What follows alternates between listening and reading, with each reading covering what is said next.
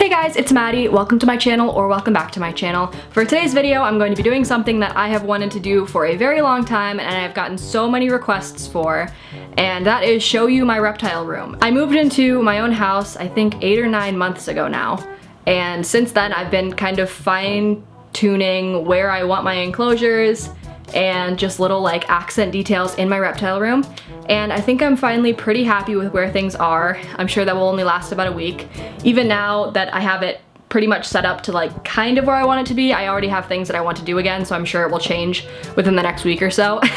So this is my reptile room for right now, but I'm sure even by the time I post this video, it might be a little bit different. So before we jump into this, I do want to let you guys know, because I'm sure I will get a lot of comments if I don't mention this, these are not all of my animals. These are just my reptiles and inverts and amphibians in this room. I do have animals upstairs as well, which are my pigeons and my rats. I also have another reptile and amphibian that aren't in this room.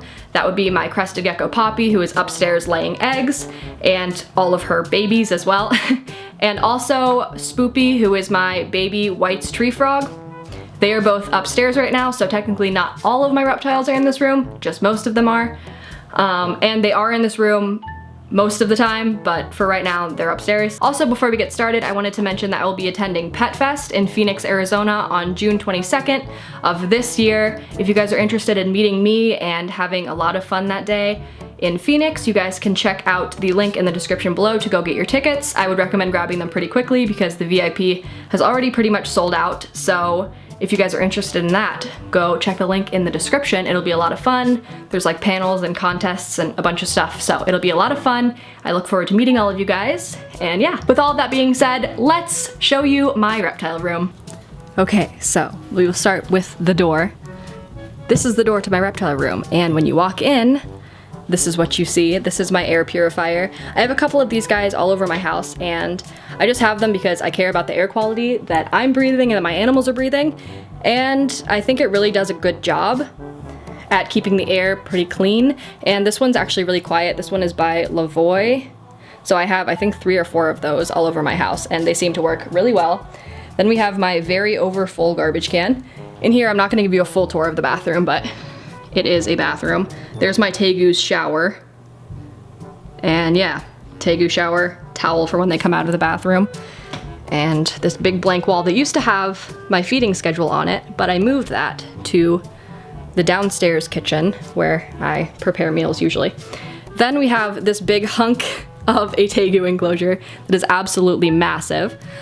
This thing is 8 foot by 4.5 foot by 4 foot, I believe, I think. And it was built by my dad and I, so it's really great. Obviously it's past the Tegu's bedtime, so they're not out right now, but I will put in some footage of them tomorrow morning. Here is they have a basking spot right there with a little platform. They do have a lot of substrate to dig down into, which is why there is kind of not very many hides or plants in here, because they actually bury all of their plants, and they've only left one hide alone, and it is the lone hide in the corner. I've tried putting plants in here several times. They'll drag them and then bury them, and then I never really see them again. So there's actually some plants in here right now, but they're just buried down under the, 1.5 foot of substrate. Their water dish is really big, so they can both soak in it. So that's my Tegus. They are the love of my life. They are my favorite reptile for sure. Up here is their misting system that goes down into their cage over here. So that goes off several times a day just to keep the humidity up. And now we've got my ball python cages. So we'll start with that. I'm gonna open these and show you guys the inside of them. But one of the things I wanted to show on the outside beforehand is the combo thermometer and hygrometer that I have on the corners of them. Those are on every single one of my cages. That just helps me monitor the ambient temperature and humidity of each of my enclosures. Controlling my ball python cages is my Vivarium Electronics thermostat. It has been very wonderful. I've had it for a couple of years now. It has never let me down. I have cheaper thermostats on all of my single units, but I don't really trust a cheaper thermostat with a whole row of cages, so I use that guy. Okay, so now I'm going to show you guys the inside of my cages. So starting with this one up here, this is Percy's cage. He is my youngest ball python. He is a super pewter. All of my ball python cages are pretty different. So here's Percy's cage. I don't even know where he is. He's usually in his warm hide, but it doesn't look like he is. His cool hide is actually under here. It's just hidden. There it is. But I don't see him, but he is in there somewhere. So that is Percy's cage. Next we have Casper's cage. Casper is my male orange ghost ball python. He's probably in his cool hide. He's easier to find. Yep, there he is back in there. Hi, buddy. Nobody wants to come and say hi. There is his cage. All right, next we have Banan's enclosure. He tends to destroy his enclosure pretty quickly. He will knock stuff over, and that's okay. But that's kind of the destruction that you're seeing going on in here. And there he is inside of his cork tube. Hi, buddy. You're the first animal in my video. How are you? There is Banan. He's a banana ball python, if I didn't mention that. And last but not least is my huge female pastel ball python's enclosure. Her name is Trouser. I'm not gonna open up all the way, but she has a hide down there. So the lack of warm hide has been a few years coming.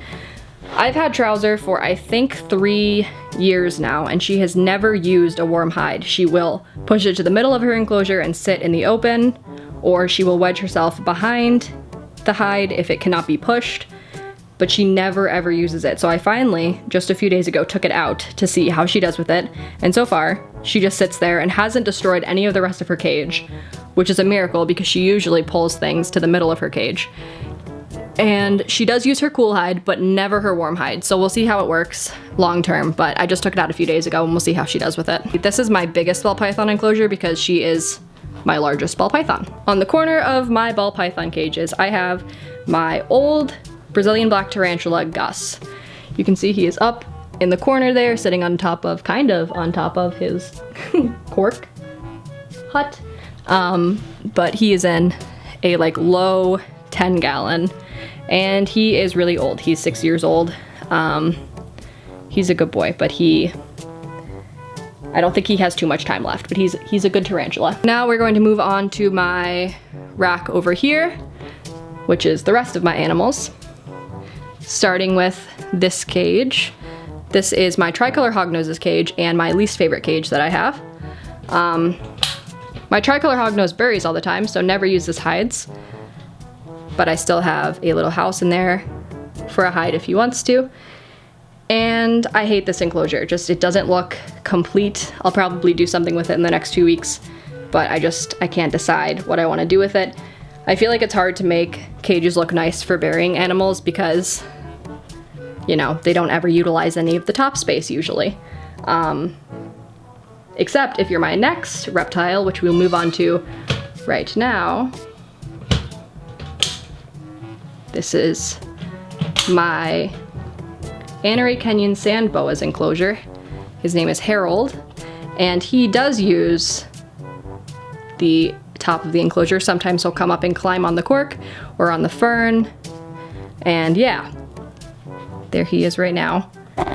Hi Harold, do you see him? Here he is. That's his favorite spot, right up against the heat mat, poking above the substrate. So that is Harold's enclosure. All of these enclosures on the rack are controlled by thermostats that I hang from the back up there. So just point that out. And then I have 2 of my little tarantulas. This is my baby Avacularia purpura and my little Brazilian black. And then here I have my colony of Halloween hissing cockroaches. However, they are always hiding inside of this wood. I almost never see them unless I come down in the middle of the night after I put food out, and then I'll see some. But otherwise, I never see them. Sometimes I'll find babies, like walking on the substrate and stuff, but the adults are always inside of that wood, which is a shame because they're gorgeous. Next, here is my leopard gecko's enclosure. She is a female, she's about 6 years old, and her name is Neva. Shoot, okay, well, I'm not gonna open it because I can't get it with one hand, but there is Neva's enclosure. And I guarantee you she is inside of her moist hide. There she is. Hi, Neva. She's in there. Okay. It's really late at night and they're probably very confused why I have the lights on, so that's probably why they're not out. All right, up here, which I'm not gonna go through, these are my isopods and millipedes, and I'll go through those in my Meet My Pets video, and that will be probably mid-June. And then up here I have my 2 larger tarantulas, larger arboreal tarantulas. This one is my P. erminia female, and this one is an unsexed Y. diversipes. There they are, hiding in their cork, I'm sure. Over here is where I normally keep my crested gecko, but her enclosure is not done. She's in an enclosure upstairs. I do want to turn this into a bioactive, but I can't figure out how to mount a light inside of it. I think I'm gonna have to drill a hole in the side, so that's not done yet. I have superworms back here, and then I have a little like pile of calcium things that I use to dust, so I can like rotate my supplements. I have a monsoon, another monsoon, that is hooked up to my only current bioactive enclosure, which is Snoop Frog, my White's tree frog. And where is she at? Oh, there she is. She is up in that corner, up there. Oh shoot, that probably wasn't good. She's up in this corner back there, but you literally cannot see her. So this is a animal room video full of just enclosures. Hey Snoop. She's up there. She sits all different kinds of places. Her favorite place to sit is usually like right here or like in the middle of the little tree right there.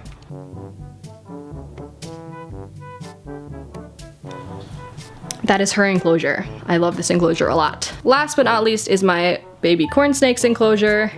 He is a ghost corn snake, and I have no idea where he is. He's super tiny in here. Not in there.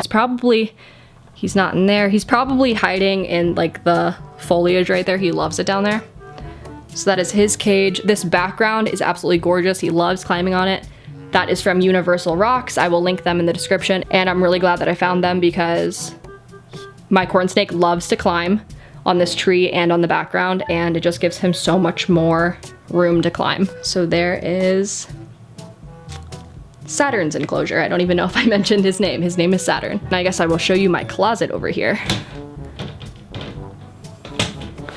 All right. Now here is my reptile closet, which just has supplies. I have rat food right there for my rats. And then up here, I have just a bunch of supplies. I have mite spray just in case, cleaning supplies, Reptisafe, Repticalcium, an extra basking bulb in case something blows out to hold me over. And then I have stuff for the isopods, crested gecko food, extra heat pad, and a lamp. And then I have some more stuff for isopods and millipedes. And then down here in this corner, I just have a buttload of different substrates. So yeah, that is my reptile room. Woo! Here's like a big panorama. Oh, there's a piece of cork up there. I'm not sure what I'm gonna do with it yet, but it's really big and I like it. There is all of my reptile room. Alright, so I hope you guys enjoyed seeing my reptile room. If you did, make sure you give it a big thumbs up. If you see anything that you think I should change, please let me know in the comments below. I'm always looking to improve and hear other people's experiences with these animals. Thank you guys so much for watching and supporting me. I know I've been away for a little bit and I'm really excited to make more videos. I will have a new Meet My Pets video out in the middle of June, and then towards the end of June, I'll be gone for a few weeks for surgery, which will hopefully allow me to come back and make videos more frequently again when my health is better. So thank you guys so much for watching. If you have any questions about anything, please let me know. Thanks for watching again. Please subscribe, and I'll see you guys next time. Bye!